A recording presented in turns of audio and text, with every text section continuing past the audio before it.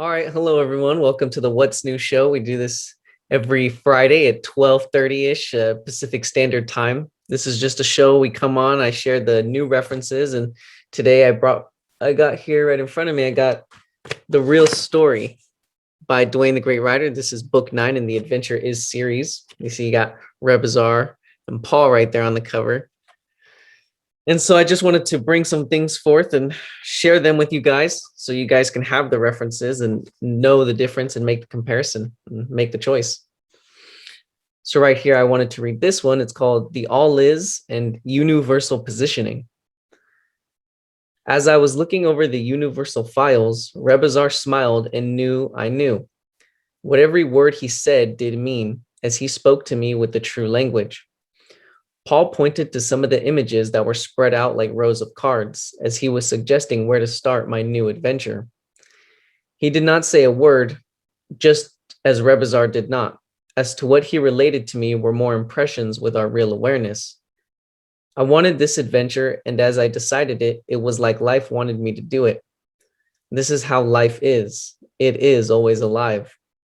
What is experienced in the psych realms is a simulator and a rather distorted reflection of the true reality in the real universes beyond time and space, cause and effect creation. Just like the little chick that hatches from the eggshell, we must each wake up and learn to make our way out of creation, or we stay stuck here for more ongoing lifetimes of the same old drudgery. What we each have come to know from lifetimes of so many different embodiments is our best reference to go by as we gain the real knowledge and real guidance with the real universal guides, and also start to see and compare the difference between cause and effect creation and the whole of life, the all is. In creation, we have the 5 bodies to consider, and in the real universes, and starting on the 7th life level, we must learn to recognize and see what cannot be described with the mind in the psych realms. Here is where the difference lies for each person to try and consider. That of a thinking arena of created consciousness, which is where most people feel the most comfortable, and that of a real position in the new nowness life is. There is a huge difference that cannot even be considered, but must be recognized and perceived. In the physical sense, most people think almost everything is created by a god or is God. Here is wherein what appears to be the ultimate reality is where people think they know more than life itself. They merely consider they know more than life, and so it seems they do. This is fine, as each person has the right to think and do whatever they want. But no matter what they decide with their mind and senses, it will not free them from creation and the fake gods of man. The real universes have nothing to do with the literalized mind. There is and can be any place in life a person wants there to be, but the real universes of the all is are not places in life. They are real positions to be recognized and always now. This is what I have always referred to as universal positioning. Paul used the idea of soul travel and stated it was only for the few levels in creation. What Paul created started to become infected the day he left this earth. And this is what this new book is all about. There has been a planned conspiracy around Paul that very few people ever knew, except for those involved from their lame brain ideas that they could actually accomplish and get away with what they in their own little minds were thinking of themselves as being so clever. This again is where those who have become so socially literalized continue to think their little bubble world is larger than life. Life sees all. People on the round worlds and black outer space really see nothing. People invented institutional ideas and the nicely designed buildings and then walked in the front doors and eventually out the back doors. And of course, they have learned more than the whole of life can possibly share with them. Duh. Yeah. Duane talked about, he used the term creation was pulled out of the is, ripped out of the is. It's kind of an interesting way to look at it. But creation here, we can create anything we want, which is cool. And people get so engaged or wrapped up in their creations, they don't see beyond it. And that's why we're doing here. We're seeing if we can wake people up beyond what they've agreed to in creation. And it's just about agreement. It's just about agreeing to somebody else's creation or to your own creation.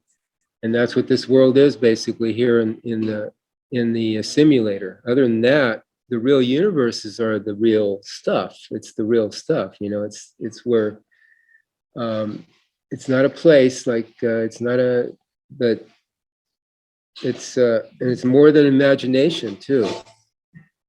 But you can use imagination as a stepping stone, but it's just its own reality. What can you say about it? But this thing about creation, yeah, it's so real and it's so engaging because it has the emotional quality to it, and the especially if people agree, there's an agreement to it, and there's an attachment aspect, attaching to other beings of light with emotions and feelings. I mean, it's really tough to get beyond this, and that's why so few people do get beyond it. But in the bigger sense, many have gotten beyond it, the real guides, and who knows what's out there, what's there. But it's a very interesting process. It's just a matter of getting used to how it is for you to work your way through this matrix. You got to find that out for yourself, and that's why we're here to help people and point the way, so you can do it for yourself. Be self-sustaining. Thank you, Jeremy. Yes, and thank you, Val, for being here and supporting all of this. And yes, and that is why we're here. We're here to let people know that there's a better position that they can find themselves in, or develop themselves into, rather than just find their happy hunting ground, so to speak, because life is always new now. And so with that, I would like to move to the second little piece, because I hear a lot of funny stuff from people. You know, I make posts online about the new presentation and things like that. And I always hear like, oh, this sounds like a cult, and, you know, whatever, you know, the same ideas. So there is a section in here called "What is a Cult?" So I figured I'd bring that here and share. So it says, those who are usually involved in cults like to label others as cults. So what is a cult? There can be many definitions, and you decide. First off, it is the all-natural environment that supports all of us, and we stand real with the all is. If this is too hard to figure out, please take the time to write me, and I will send you a new book, and maybe you will learn something. The idea of any cult is originally from sacrificial religions, which were first introduced on this planet by the invading reps, or reptilians. The reps, reptilian earthly political systems, invented and created all the evil cult, EK, systems that cover this planet with their designed matrix. The average or so-called normal person is unaware of what is really taking place right in front of them here. The marketing ploy of the reps is to blame others for what they are doing, as they think they are very clever. The EKS, or evil karma systems, have intimidated, harassed, beaten, tortured, punished, and put to death an untold number of people for eons. The reps are the religious, educational, political, and spiritual systems that control the unaware masses. Most people are too afraid to wake up and face their fears, and so they stay dumbed down and subservient to the authoritarians and their invented gods of worshiping and praying. The evil cults, EK, rule this planet. The unaware masses like to think there is some good with the gods of man, when actually it is the fake self-appointed gods who hold people unconscious to this human farming prison planet. Wake up, in all capitals. Yeah, it's kind of sad that people are not facing their own realities, their own creations, and subservient to the creations of others. It's just basically that. We're helping people to recognize their restrictions. You know, they're basically agreeing to restrictions imposed upon them from within and from without. So it's these restrictions that bind you to the so-called pain and suffering here, and the reincarnation and all these things, the struggle and everything we have to go through, the to survive. And it is about survival. It's about seeing past the struggle and seeing, getting to that effortless effort kind of idea where you're just doing it. And it's even beyond free will and your own intent. You have the intent, but it's beyond what is normally you'd put out there as a goal in the physical or your personal self, that you're just doing. And life will show you as you do more, life will show you more. And it gets to be a fun adventure because you're just involved. You're getting involved in life itself and what it's doing. So you're supported as you support it. And it's really cool because, again, there's no authorities involved. It's just, you have the support of each other, those that are awake to what's going on. And basically it's a free for all. You can just kind of do what you want, but you just stay focused with what you've decided for yourself in terms of how you're going to relate to this reality. But other than that, it's wide open spaces here. It's so cool. And you see everything. Without having to get involved in it, you see what other people are going through, see what not to get involved in because it's not going to be good for you, it's not going to be a benefit for you or others. You have more options, more opportunities to see what is best for you and others. It's really the cure for everything. But it's not really a cult, because cult, again, like you explained there, there's an authority figure usually. There's no authority here, including the is, which is not an authority. It's not a God like telling you a plan or how you should behave, etc. It just is. So you just relate to it the best you can, and then get involved some way at just a small level, and then you'll see how it expands upon itself. It's so cool the way it is. No, when I first came into the presentation, I had an experience where I was told that the sun shining is the best reference for the isness. And so I really considered that. And of course I had my ideas banned in them, because can never figure it out that way. But it really came down to that it's indifferent. It's indifferent to what it is we decide, but yet it's there and it supports us and it shines on us, but it stands indifferent and don't care what we decide, and realistically it won't decide for us. So it really is up to us to figure it out. And when you figure it out, you really have to face all of life, because we had a part to play in creating this physical reality. So we have to face that. And people get kind of scared. I hear that. They're like, well, that's kind of scary. It's like, we don't know what's out there. And people don't. Like, I remember I was reading a book.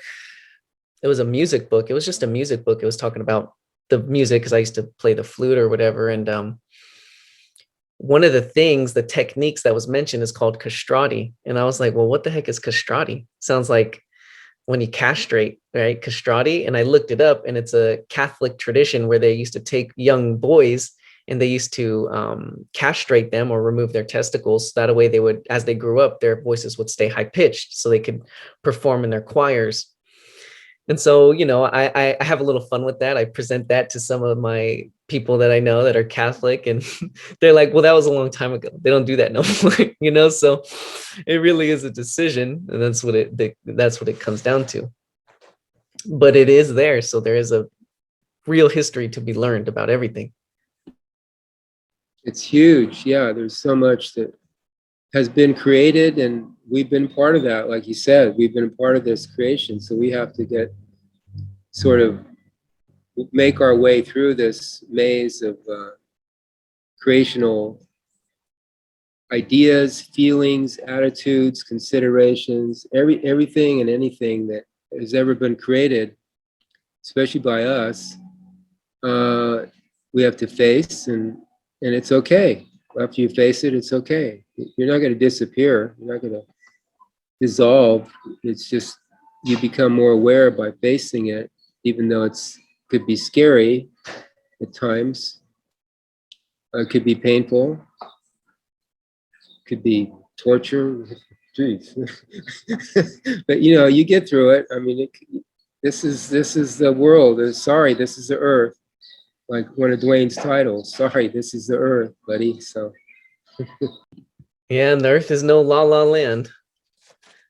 You see all kinds of polar extremes here, people partying in the Bahamas, and then there's bombs falling in another part. So it just is what it is. But I wanted to mention this because I know that a lot of people with their spiritual past, and I know like I was just went on the Way of Truth, and there's many more like it where they use the old words like the hue, the amen, and these other things.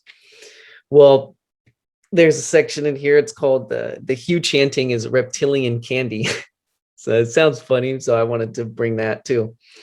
It says the old outdated taplining words of hue, amen, and others are reptilian candy. The reptilian alien tapliners, or rats, own this planet, and the unaware, dumbed down, human farmed people are not paying attention to what is happening right in front of them. The renegade Nazi reptilians who first invaded this planet and created all the fake religious doctrines, love hue chanting and moaning, and the official sacrificial word they created, amen.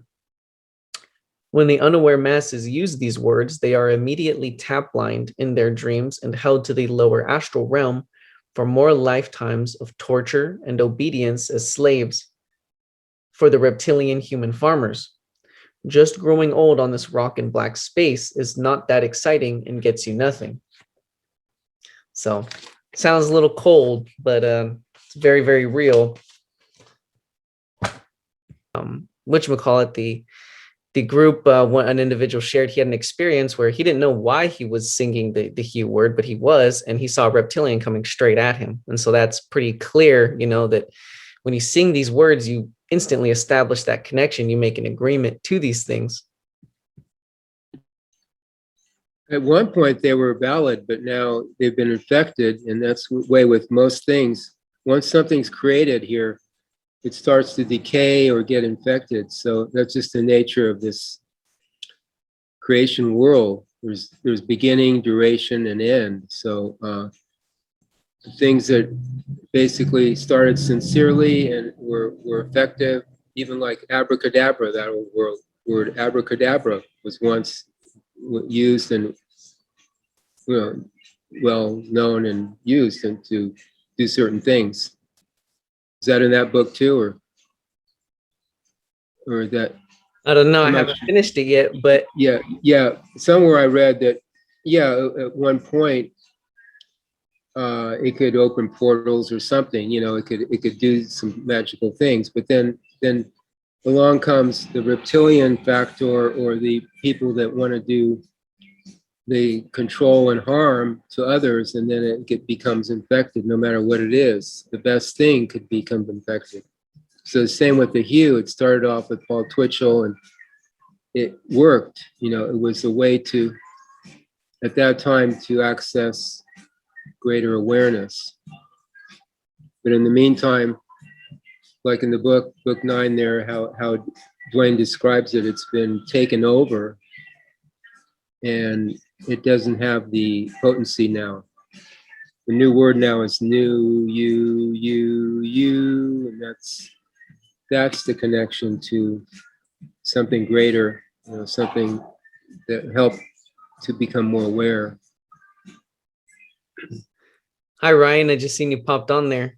Welcome to the What's New show. I just read some little excerpts from book 9, and we were discussing them. Like one of them was talking about how this is basically a human farming planet, and you know, it's not a la la land. You got to figure it out, and basically just things along those lines. And especially people like to use the old outdated words of the hue, the and these other things, when they don't realize that they're allowing control in their lives subliminally and agreeing to future lifetimes.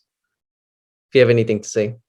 But it also the when we translate, we cannot publish it and sell a physical book. The government cannot allow us to publish it and introduce the people about these books. Just send a PDF for people or upload in the internet. So everyone can download it.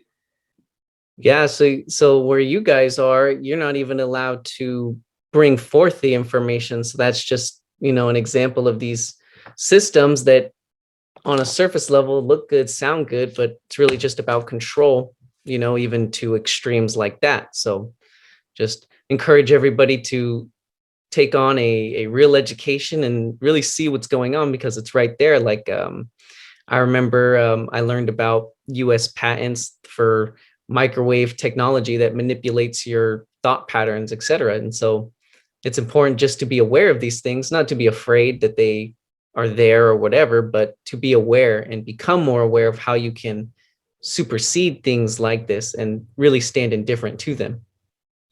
Yeah, my family's from the Eastern Europe, the communist, during the communist era, the country there that my parents are from, Latvia, were also controlled very heavily.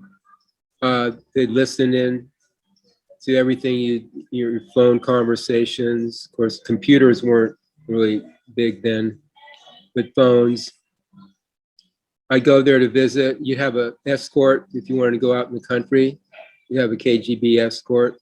There'd be lots of control, and that's what they think they